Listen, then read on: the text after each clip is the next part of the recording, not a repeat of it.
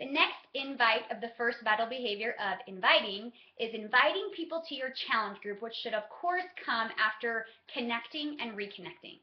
We frequently refer to this step as a share. New coaches are famous for trying to skip this step and get around it. A lot of coaches want to create a fitness page or skip inviting their friends and family to challenge groups because it's scary and it's uncomfortable. They don't want to sell to their family and friends, they don't want to offend people, etc. I know this because I have felt the exact same way.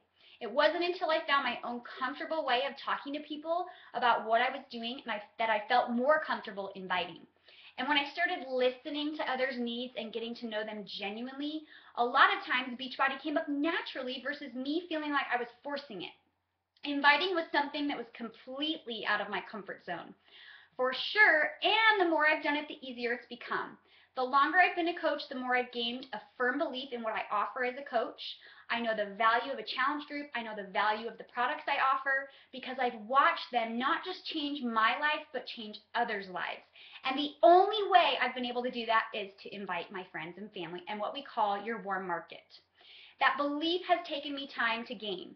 It wasn't overnight, but like I said, inviting friends and family to my challenge groups helped me to get started so I could start seeing the impact they had on people's lives. It has been that much easier to invite people I don't know personally as I've grown my business.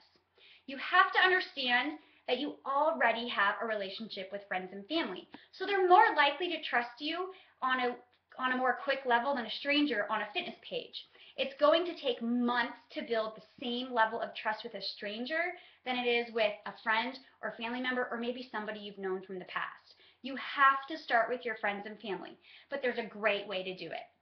Facebook has changed the rules to keep in mind that when you have a fitness page, you actually have to pay for people to see your posts, and it's a lot harder to grow a business without paying for advertising on social media anymore or a public page. You can try to skip inviting your friends and family, or your market as we call it, but down the road you're going to regret it.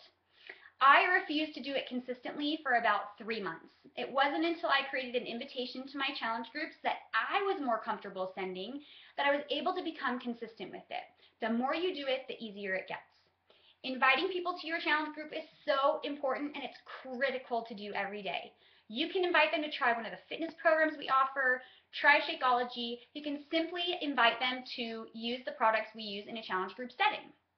Keep in mind that as you're talking to people and reconnecting with them, sometimes they may mention something that sparks your interest of like, oh my gosh, I bet Shakeology could help her because she has this health problem and I wonder if it would help her.